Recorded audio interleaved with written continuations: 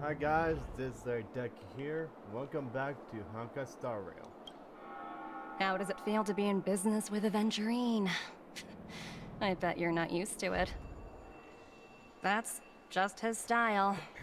All or nothing is his mantra. He's always cozying up to his clients while egging them on to undertake some dangerous assignment with him. But everyone has their merits, so I won't comment further. But Aventurine's luck has always been good. He's always closed all his cases without a hitch, and basically never lost a gamble. Which is why, on the issue of retaking Penacony, I'm watching with keen interest. He's that good, huh? As for the two cases, apologies, but I don't have much info on them either. All I can do is ask you to keep digging for more details. Okay. That was finger. We're carrying out our captain's orders. What do you want?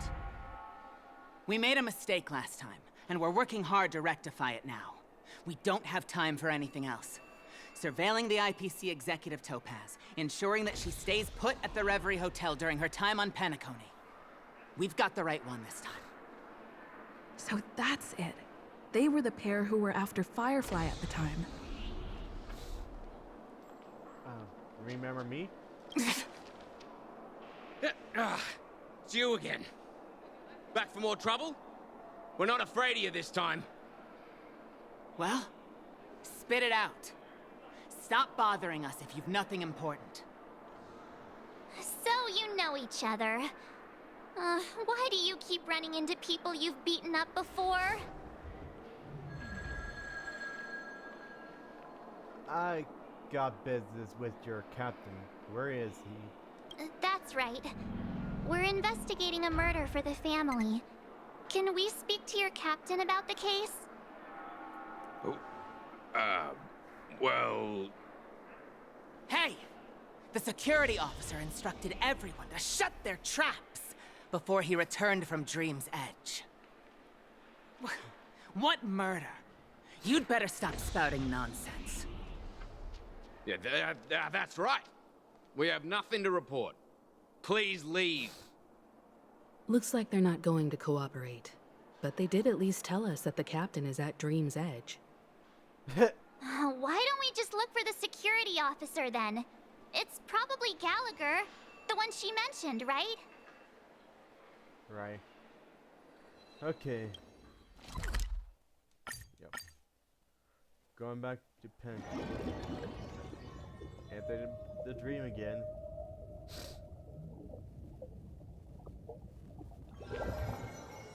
Such tight security. I bet they're stumped by the case as well. Gallagher. Gallagher. Where could he be? Who knows? I'm not sure if you guys going to tag along with me. Just a case. You're coming with? Yeah, might as well. Now, like, Constructing tell me who dreams the hell is was something as sacred. well Dreams are in this supposed- car. Apologies. The Bloodhound family is running an investigation up ahead. No unauthorized personnel allowed. Hold on a minute. I think I've seen you before. The gray-haired one. How much trouble have you stirred up exactly on Penacony? That's right. It's a me, Clocky. You think you look alike? How about clockwork trick? Wait, are you for real? Not possible. It was you the last time, yelling about some clockwork friendship while beating me up with that silver-haired girl.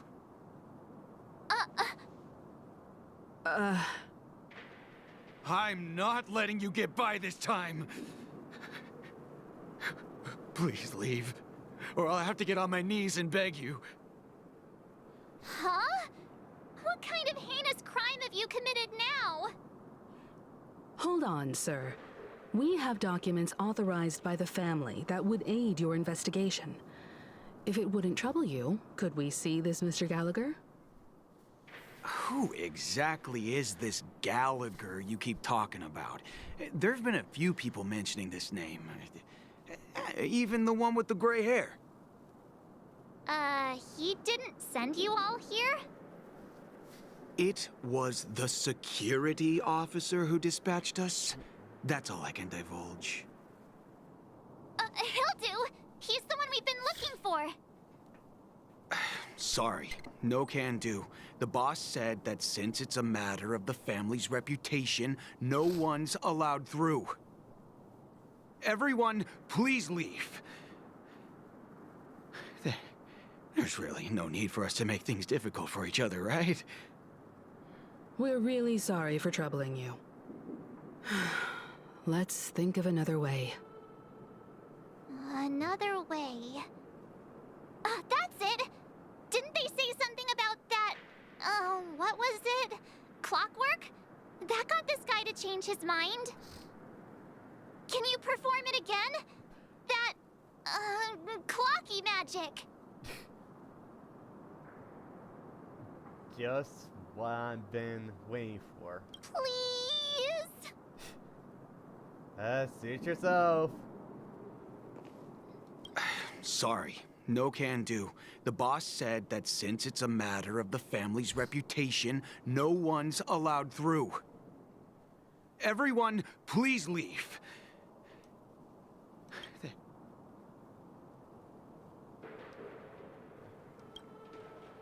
Well, sorry, buddy.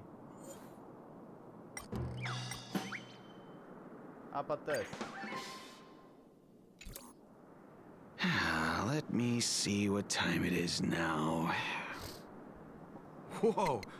It's this time already! What? Time to clock out! And no one's gonna stop me. But...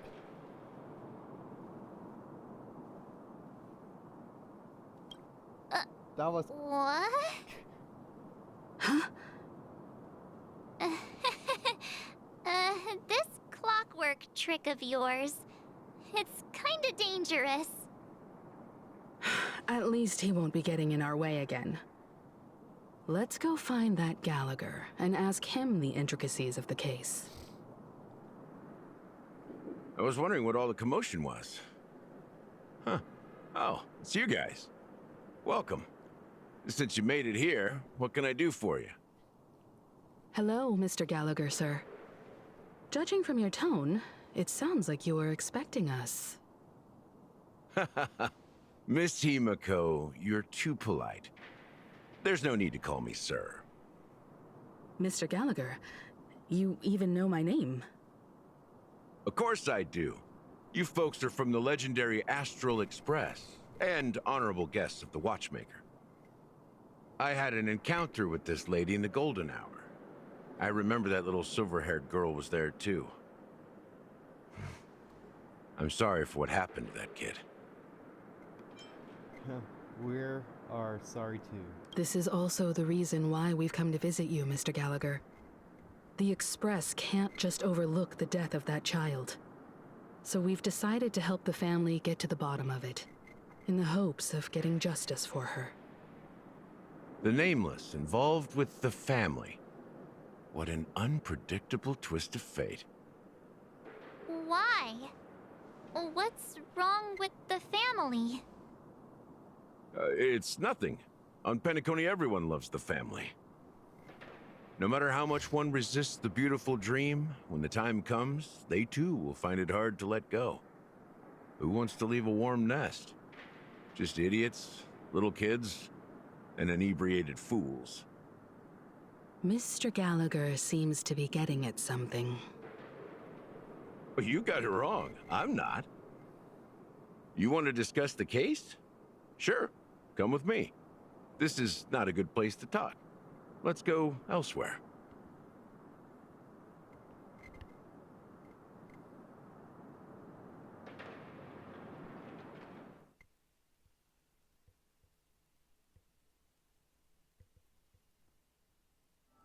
Even after that chilling tragedy, this dream is still running effortlessly. Other than the family of the Harmony, it's hard to imagine any other power in the universe that could sustain a building of such magnitude. The family itself is a huge, perfect building. Like a living idol. Each member of the family sees themselves as a piece of the divine puzzle, revolving around a singular core and a shared ideal. Under their command, they loyally fulfill their roles, offering themselves while also receiving sustenance in return. Interesting analogy. Perhaps that's why Penacony's beautiful dream has persisted for so long. But the human body has its limits, and so does the divine's. That doesn't sound like the kind of comment a Galaxy Ranger would make. Just pointing out the facts.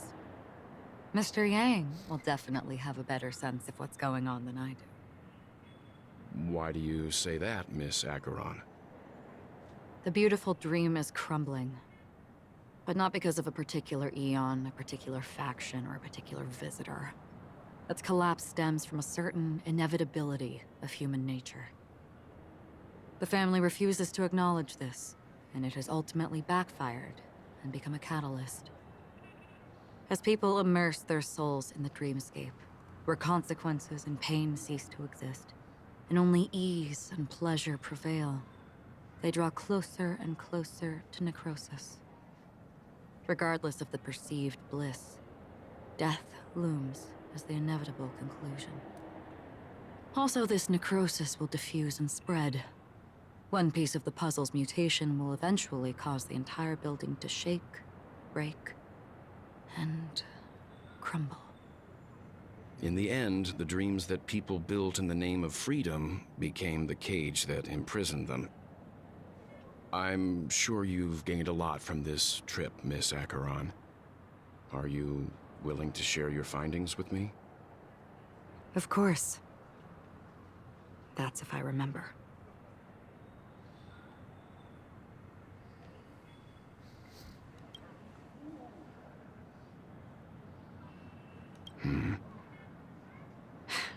Don't mind me. It's just a habit.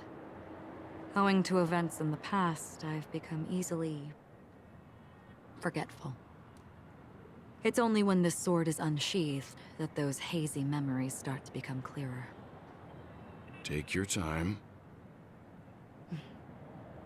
That should do it. I vividly remember everything that occurred on Penacony. Ask away.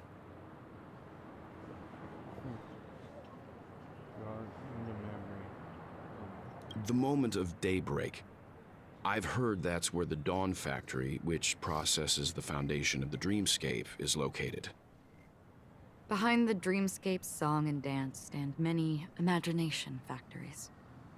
Workers create all kinds of whimsical works day in and day out in their dreams. Then they return to reality and sleep on a narrow bed in a room. A far cry from luxury. They say it will suffice. Experiencing the bizarre and motley dreamscape is the best reward. There, I encountered a young woman who had just come of age. The perfect time to indulge in beautiful dreams. Her greatest wish was to one day move to the golden hour and see the magnificent garments she had woven with her own hands. For certain reasons, her wish was difficult to fulfill. But I managed to bring her a garment. Gilded Hour. It's said to be Penacony's currency center. Yes. It is a fortress-like financial city, the economic heart of the dreamscape. The Pepeshi people of the Alfalfa family are there to keep it running, sending blood that is made from money everywhere on Penacony. Everyone there is exquisitely dressed and always in a hurry. The greatest wish of the local Pepeshi people is for their future generations to work in the Gilded Hour. I've never met anyone who is willing to talk. I could only stand at the crossroads, watching crowds of people hurrying like the wind through the jungle of steel, only to deposit the alfalfa credits that they'd earned into the bank's vault. I don't know if they would open the vault door, but before I left, I witnessed a well-dressed Pepeshi person plummet from the sky, while those around him continued on their way, unfazed. I hear the Blue Hour is very romantic. Do you have any tales to share? Perhaps Mr. Yang has heard. There is a large boat called the Eventide, anchored along the Sea of Dreams, where soft music and dancing persist endlessly every night. I ran into a wizened lady there. She was at the dock, waiting for her long-departed lover to return, waiting for countless hours within time that stood still. In the humid sea breeze, she spoke of her own youth. Like many who desired wealth and love, they came to Penacony to pursue their dreams. Alas, her lover's consciousness was lost in the dark depths of the Sea of Dreams. Finally, she suggested we continue our conversation on a boat in the shallows. I agreed and boarded the boat with her. But she never said anything. Her eyes absent-mindedly gazing at the horizon for what seemed like forever. Finally, we retreated to the beach. The dreamscape of chic, luxury, and consumerism, the moment of dusk. My companions have been there too.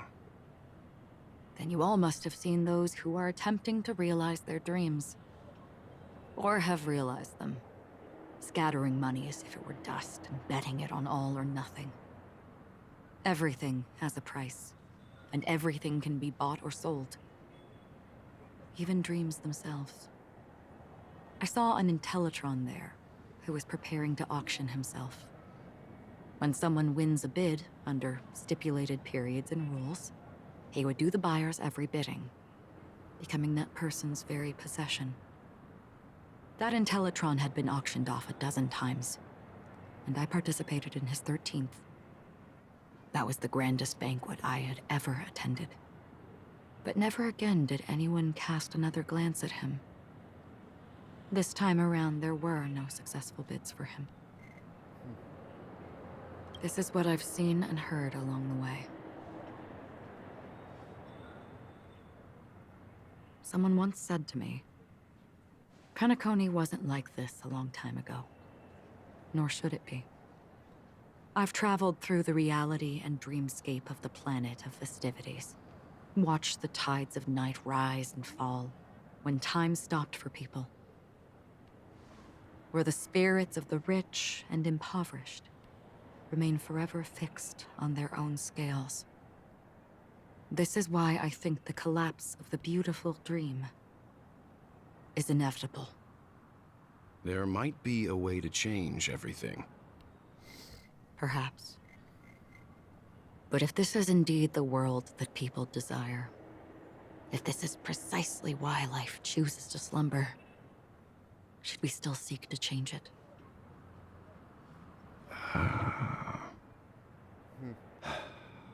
Miss Acheron, now it's my turn to share a story with you. There was a man from my homeland who, at a time when the world was grappling with deep, unhealable pain, made a choice. He wove together the dreams of everyone in the world, linking people's dreamscapes, and shouldered this burden himself. From this, he created a giant, a spiritual atom.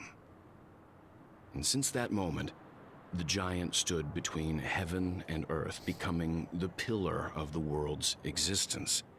As a price, those who found it hard to move forward, who could not advance, forever lost their future. They slumbered in a dream, devoid of disaster and pain, living out their days peacefully in the man's created utopia. And it is because of the wishes of those people who wished not to awaken that this spiritual atom became unbreakable. And yet, you stand here right now, which also means that man failed. Because people must always move towards the future. Even if human weaknesses make them pause when they truly cannot move forward, humanity will eventually seek a way to save itself. And that man, he was never a failure. Like everyone in that world, he etched the possibilities of human nature into his heart. He was the sun chaser of legend, soaring towards the sky and embracing his final victory with his fall. He ascended to heights uncharted, only to come face to face with the sun, a place not visited by anyone before. His wings would melt because of it, only for him to fall into the sea. And after that, countless others would surpass him, soaring to even greater heights. A fitting metaphor for the Nameless's trailblazing spirit. Thank you, Mr. Yang. I know what you wish to confirm. The universe has innumerable similar, yet different worlds. In these worlds, there are innumerable people who look alike, yet don't. I, too, have embarked on journeys, encountering old friends with familiar faces on different worlds, witnessing their destinies follow paths similar to mine. So I will tell you, even if not completely similar, the story you just told, it overlaps with my past, and within that abyssal dream, I ended that man's life, alone. Shocking. I am not who you think I am, nor will my home be as fortunate as your world. I am sorry. It's fine. I don't mind, so long as I can alleviate your suspicions. There's something I still wish to know, Miss Acheron. Under that representation of the hunt, exactly what sort of power is it that has motivated your solitary journey thus far? Mr. Yang, before answering that question, I wish to continue the previous topic. I like your analogy very much. Indeed, birds are born to fly. But in a distant past, their ancestors could only gaze at the sky in envy. They saw that faraway ray of light from above the heavens, piercing through the clouds and blanketing the earth. And so, time and time again, generation after generation, the birds spread their wings and took to the sky, attempting to touch its ceiling, all because the sun was there. Then, what if the last bird finally soars into the sky, only to realize that the end of the light is not the sun, but darkness? Then why, exactly, do we even walk towards the light?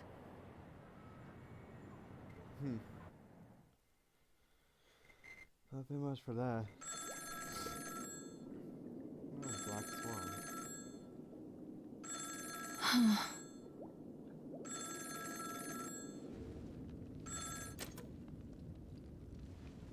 Long time no see. Having fun on Penacony? Acheron? This voice, it's not Constance. Could it be her companion? Though I don't know exactly what you are, or what you're up to, my bullets will find you. Until then, you best find a casket store on Penacony and ask the owner to reserve a good quality casket for you, imposter. Imposter? I see. She gave my whereabouts to someone who's tracking Acheron too. Who are you? Huh? Did I make a mistake? Who the fudge are you? I'm the Garden of Recollection's memo keeper.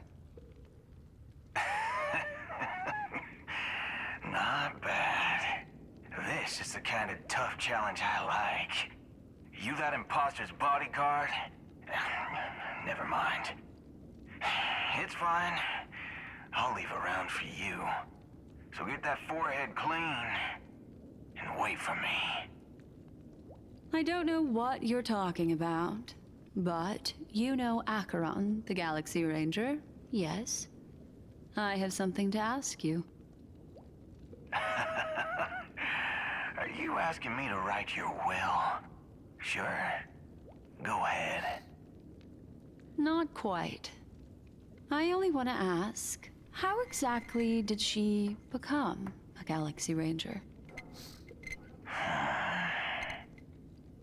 She's clearly not a path strider of the Hunt, but you are, aren't you? Tell me, what's Acheron's deal? Sure. Never thought I'd come across an ally.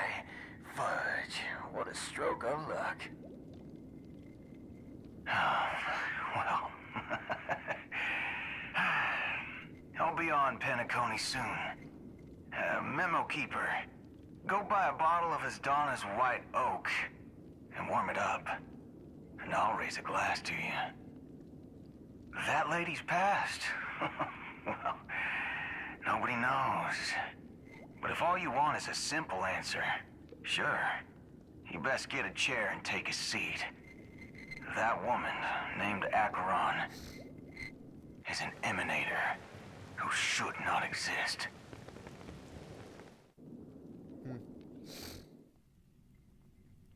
Well, she exists for certain reasons.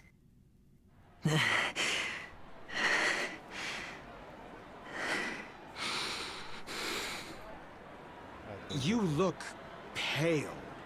Or is that also part of your act? I didn't think you'd have the nerve to show yourself. I thought this was exactly what you wanted. After all, I faithfully fulfilled my duties as you instructed. Just tell me if you can't hold on any longer. So, the genius of the Council of Mundanites wants to be my Undertaker now. My, what an honor. Yes, and I'm pretty sure the people at the Strategic Investment Department would love to be notified of your death in due time. But let's not forget, you won't be seeing them, because I'm the manager of this task. Great. Then tell your people that Aventurine is ready to go in 17 system hours. Oh, you've got a lot of nerve. How exactly do you plan on completing your task while your hands are tied by the Harmony? Well, my conversation with Sunday convinced me that there's a traitor in the family. That they hold the secrets of Penacony. So, I took the opportunity to set everything in motion. I even managed to recover the gift money. Things haven't gone this smoothly since I walked through the doors of the Reverie. Now I'm only one step away from victory. Let's just wait and see.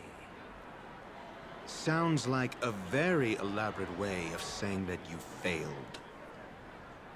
That's all I can say. Have you forgotten, Doctor? You betrayed me. Go. Do what you must. I look forward to the sight of the IPC fleet surrounding Penacony. You've achieved what you desired, haven't you? That's true, but what's your plan? Did you conceal an orbital support beacon in that gift money bag? Well, who knows?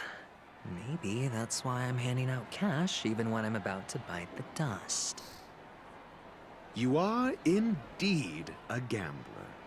An insane one at that. Maybe I am. Who knows? Fine. Here, take this. Open it when you're on your last legs. You'll thank me. What's this? Medical advice? Long gone. You catch on pretty fast, Doctor.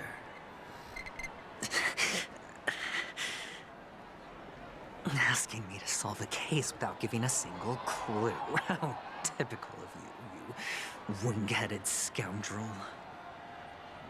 But the way you're all on edge about that stowaway, it's just as I guessed it would be.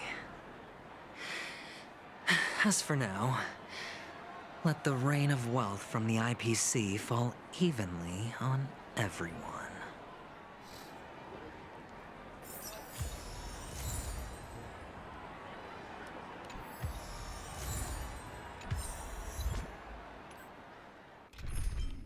Who knows how challenging he is when he's fighting alone.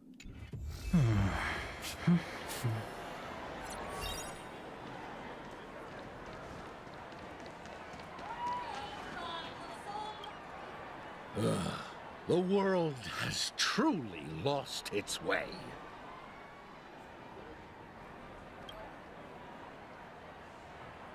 You... Wait. I get it now.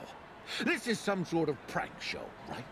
You must have some cameras set up around here to film yourself doing good deeds, right? You youngsters are always looking for a quick way to get an audience. But you know what? A truly great show never comes easy. A great show will start soon, old man. But before that, I need to ask you something. Do you know where I can find death in this dream? Ah, I see. Another fearless youngster looking for death, huh? Well, let me give you a piece of advice. Don't think you're the first one who's ever thought of that idea. Death? Not even remotely innovative. I bought it from Dr. Edward. He claimed it was some exclusive fancy schmancy stuff. Now, what a disappointment. The effects were awful. First, some monster covered in eyes stabs you in the gut. And then all you see are blurry glimpses of buildings and lights. The sky was spinning so fast it almost made me puke. Is that all? Yeah, what else can you expect? Don't put too much stock in the Penacony movie industry. They even call this junk groundbreaking art. Can you believe it? What a joke. Well, I'll leave you be then. I hope you have a wonderful day. A monster covered in eyes. That sounds like the Memory Zone meme. But buildings and lights... I don't think those have anything to do with death. Well, that whole dream bubble was probably created using rumors and gossip. I can feel something inside my head. Is the harmony starting to kick in? Probably. Would you be willing to support my performance? And keep the Song of Beauty alive in the cosmos? Here, I got these gems for you. Wow, how fabulous! But why would you give such a wonderful gift to a random stranger like me? Well, you see, I can't bear to see anyone in this sweet dream suffering from poverty. That's incredibly kind of you. Thank you so much, sir. If you ever get the chance, please, feel free to come by and indulge in my singing. Sure thing.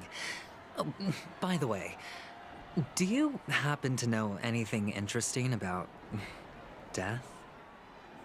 Death? That's a pretty scary topic, and it doesn't really match the mood of this sweet dream. Oh, you see, I'm a tabloid reporter collecting ghost stories in Penacony. As you know, the more chilling the stories, the more attention they get. Maybe you could help me out. Well, if you're up for some gossip, it's not about death, but there have been some rumors about a guest at the reality hotel who fell into a deep sleep and didn't wake up. It was like they were in some sort of coma. Nobody knows what caused it, but luckily the customer eventually regained consciousness. Well, all customers are under the protection of the family, after all. Thank you. This will make for a very juicy headline. May Shibe protect us. Unexplained coma. That's actually what happens to your body if your brain dies in a dream. But unfortunately, the customer ended up waking up in the end.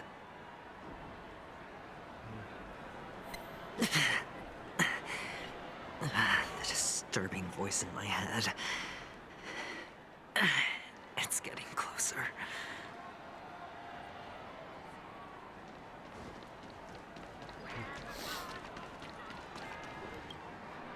A sip of liquor.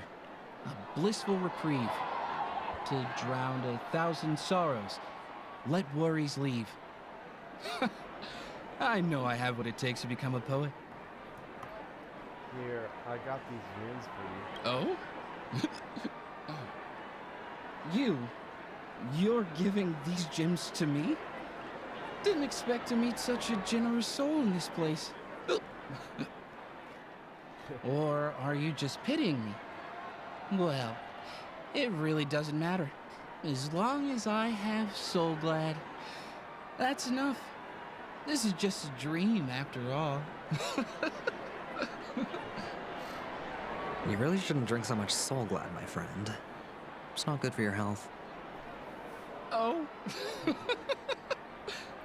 Maybe I really should quit. But not before meeting the Devil of Soul Glad. The Devil of Soul Glad? Care to elaborate? Yeah. It's a seahorse with a long neck. They say it loves to appear to drunk people, especially the ones who are passed out on the side of the road. How funny. Yeah. Very funny indeed. Thank you.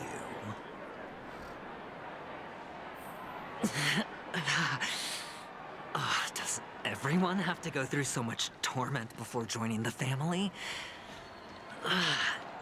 Darn it.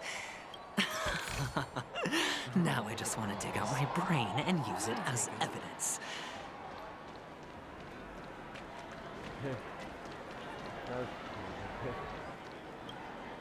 Take care, my friend. If you ever find yourself in danger, remember that the hounds are always ready to help. Here, I got these gems for you.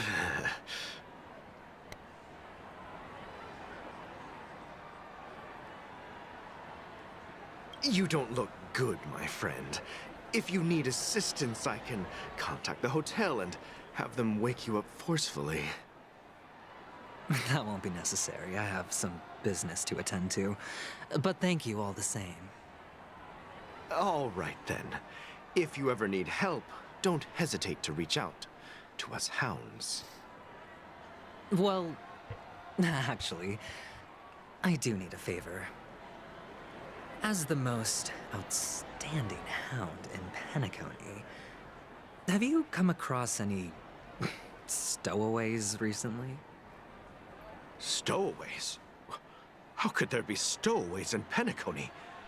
We've never had anything like that before. All right. Good luck with your work, then. What was I even thinking? Family would never share intel with the IPC.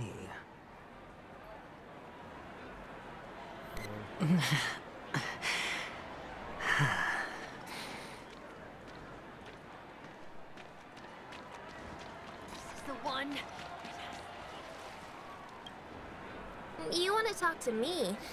Sure, but nothing too sensitive, okay?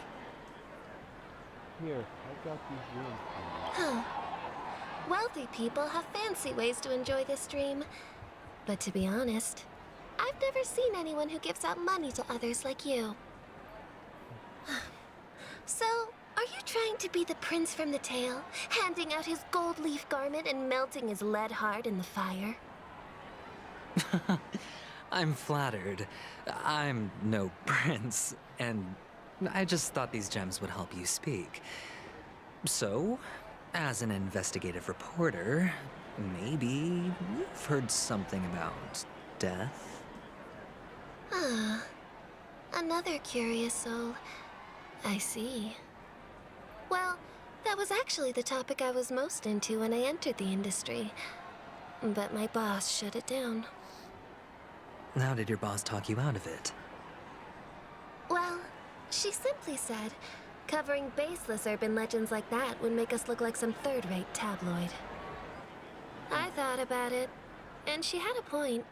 Reporting on stuff like blowing out birthday candles and getting spooked by nightmare ghosts isn't exactly professional material.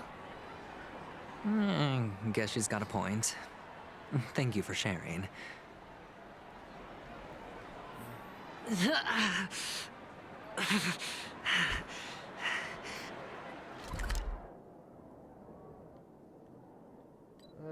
Go ahead and wrap this up. I'll go ahead and wrap this up. Enjoy the video, like and subscribe. See you guys in the next video. Bye.